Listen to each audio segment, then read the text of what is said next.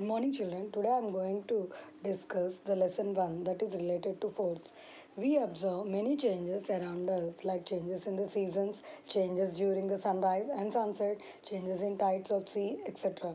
In ancient days, people thought that an invisible force was acting for the changes occurring in nature. But even now, many people believe an invisible force exists that causes whatever happening in the world.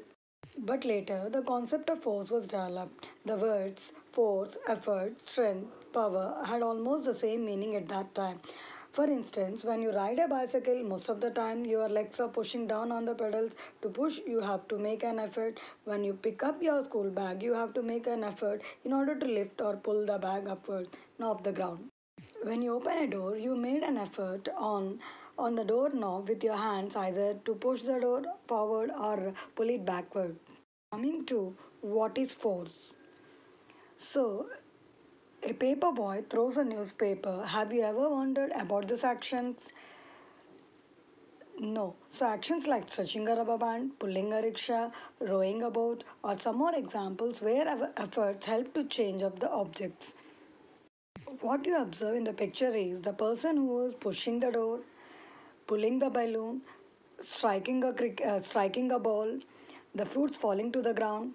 While pushing, pulling, lifting, or hitting any things, we are actually changing the motion of an object.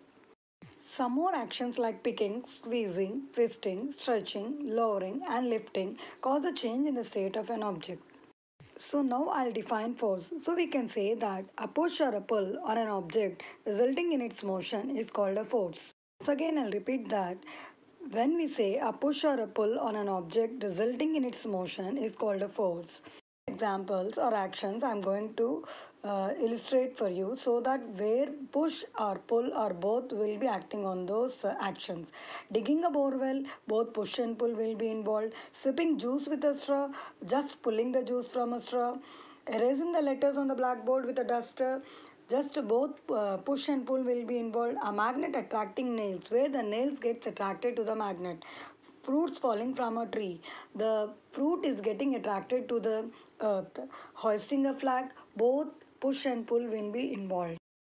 In all these actions, what I have illustrated that digging, sipping, erasing, attracting, falling of a fruit, hoisting a flag. We cannot see the forces we cannot see directly the forces acting on a body, but we can see the effects caused due to forces.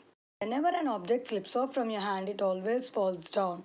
What pulls it down? If you roll a ball on a level ground, it slows down and after some time it will come to a stop. What makes the ball stop? Also, a force is acting on those two actions. So the force acts can change the state of a motion. Now coming to the objectives of the lesson, at the end of this lesson, you will be understanding about define force, list the properties of force, understanding the effects of force, distinguish between contact and non-contact force, list the effects of pressure on human activities, and the last one is defining pressure. Now let us go into the types of forces. So types of forces are categorized into two. One is contact, the other one is non-contact. When you come to the subtypes of contact force, one is muscular force, force of friction. When you come to the subtypes of non-contact forces, one is magnetic force, electrostatic force, gravitational force. Before getting into the detailed explanation of contact and non-contact forces, let us discuss two examples related to contact and non-contact forces. One is, why does the needle of a magnetic compass move when we place a bar magnet near to it? Why does the toothpaste come out when we press the tube? Have you ever observed the difference between the force applied by a magnet on the needle of a compass and the force you applied on the tube? In the magnetic compass, you observe the needle of a compass changes its direction without any physical contact with the bar magnet, but a force must be acting on the needle.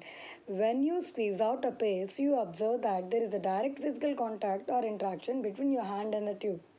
Now, the force which results when there is a physical contact between two interacting objects is known as contact force. The force which occurs without any physical contact between two objects is known as force at a distance or a field force. Out of the examples what I have illustrated, one comes under contact force, the other comes under non-contact force. The one which comes under contact force is squeezing out a paste from a toothpaste. The other one which is comes under the field force or force at a distance, the movement of a needle in a magnetic compass.